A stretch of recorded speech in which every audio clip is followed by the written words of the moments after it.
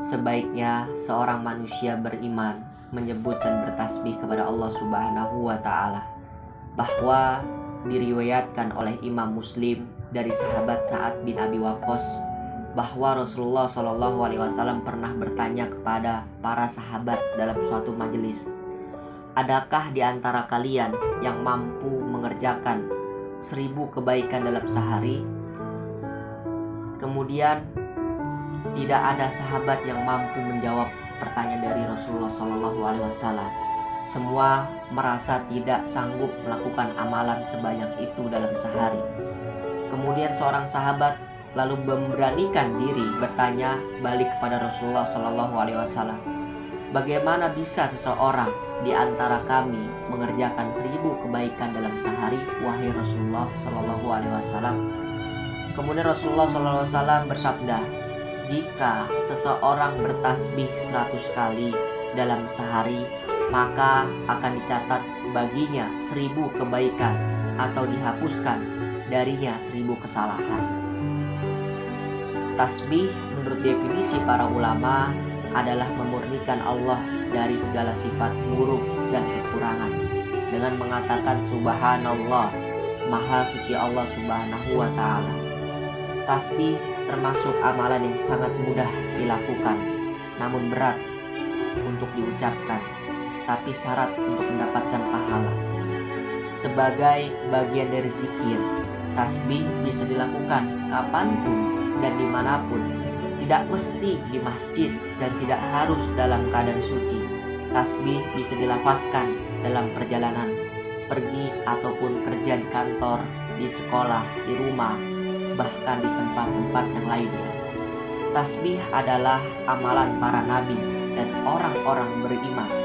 Dalam Al-Quran surat As-Sajdah ayat 15, Allah Subhanahu wa Ta'ala berfirman, sesungguhnya orang-orang yang beriman kepada ayat-ayat kami adalah mereka yang apabila diingatkan dengan ayat-ayat kami, mereka menyungkur sujud dan bertasbih dengan memuji Rabb-nya mereka.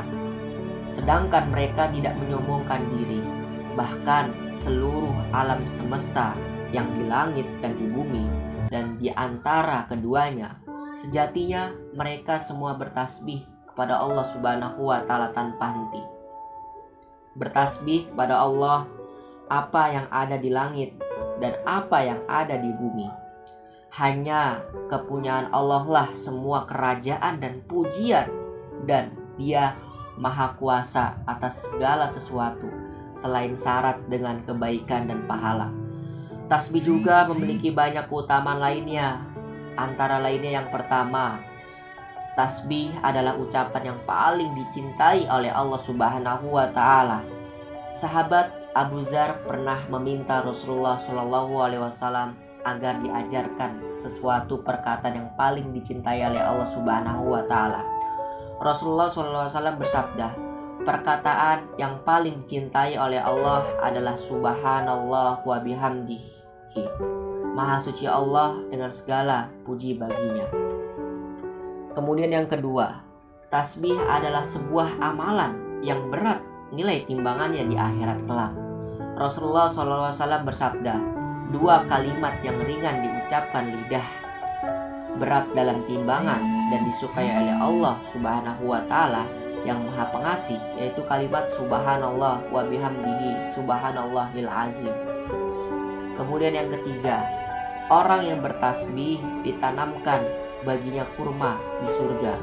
Rasulullah SAW bersabda, barang siapa yang mengucapkan subhanallah wa bihamdihi, maka baginya disiapkan tanaman pohon kurma di surga. Masya Allah. Kemudian yang keempat, tasbih menyelamatkan dari keburukan.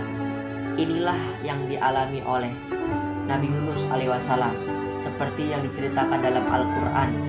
Nabi Yunus yang ditelan ikan besar lalu diselamatkan oleh Allah Subhanahu wa Ta'ala karena Allah berkat tasbih yang dia ucapkan. Maka sekiranya dia tidak termasuk orang-orang yang bertasbih, niscaya ia akan tetap tinggal di perut ikan itu sampai hari kiamat. Subhanallah.